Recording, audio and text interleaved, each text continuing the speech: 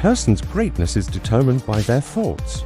This timeless truth has been proven repeatedly by the lives of successful individuals, like Elon Musk, Steve Jobs, and Jeff Bezos. Napoleon Hill wrote in Think and Grow Rich that what you think about, you become. Yet many people still struggle to succeed.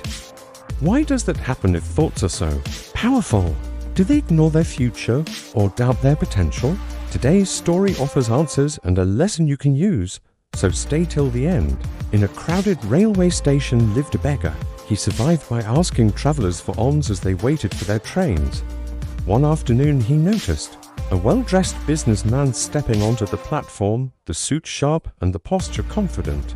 The beggar thought the man must be rich and hurried over, stretching out his hand. The businessman did not hand him a coin. Instead, he asked, "Do you always just take from others? Have you ever given anything to anyone?" The beggar was startled. He had never heard such a question before. "Sir, I am just a beggar who lives by asking for alms, and I have nothing to give," he replied. The businessman smiled slightly. "If you believe you have nothing to give, you have no right to ask. I am a businessman. I believe in exchange. Offer me something, and I can offer you something in return. If you offer nothing, I can give you nothing." He boarded the train and left. The beggar stood still and replayed the words. No one had ever spoken to him like that. He did not feel insulted. He felt awakened. He asked himself a hard question.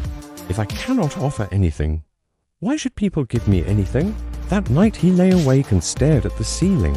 What can I give with these empty hands? The words echoed in his mind again. If you want to receive, you must first give. Days passed in quiet thought. He did not ask anyone for money. On the third day he noticed wild flowers blooming near the tracks, their colors glowing against the gray rails. An idea sparked inside him. What if I offer something in return? What if I give a flower when I receive a coin? He gathered a small handful with gentle care and returned to his usual spot. A traveler dropped a coin into his palm. He smiled and offered a bright flower in return. The traveler accepted with pleasant surprise. Another passenger gave and received the same way. Faces softened and people thanked him. Over the next days, more people gave. He watched a pattern take shape. With flowers, the coins flowed. Without flowers, the coins slowed. Exchange was real and it worked. One afternoon he saw the businessman again as the train idled and the man sat by a window. The beggar walked to the carriage with hope. "Sir, today I have something to give you. If you give me money, I will give you flowers in return." The businessman smiled, paid him, and accepted the flowers with a nod. "You have learned the value of exchange," he said. "Today you are no longer just a beggar.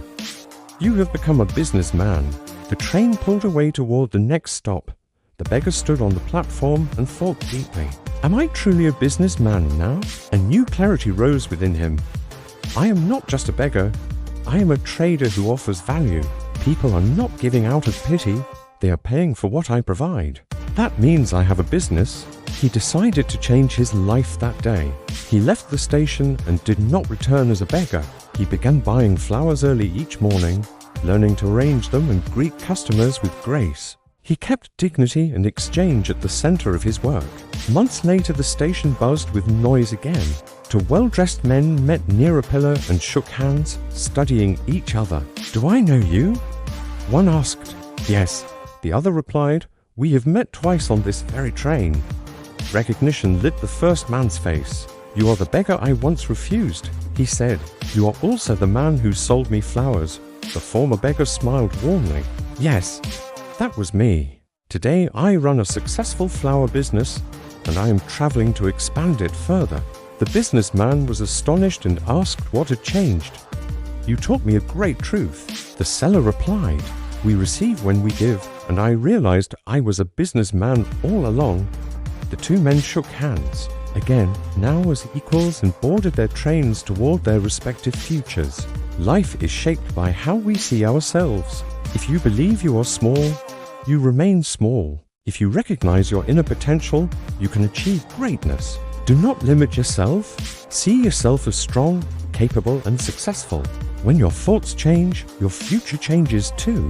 If this story helped you, Give it a like, share what you learned in the comments, and pass it on to inspire others.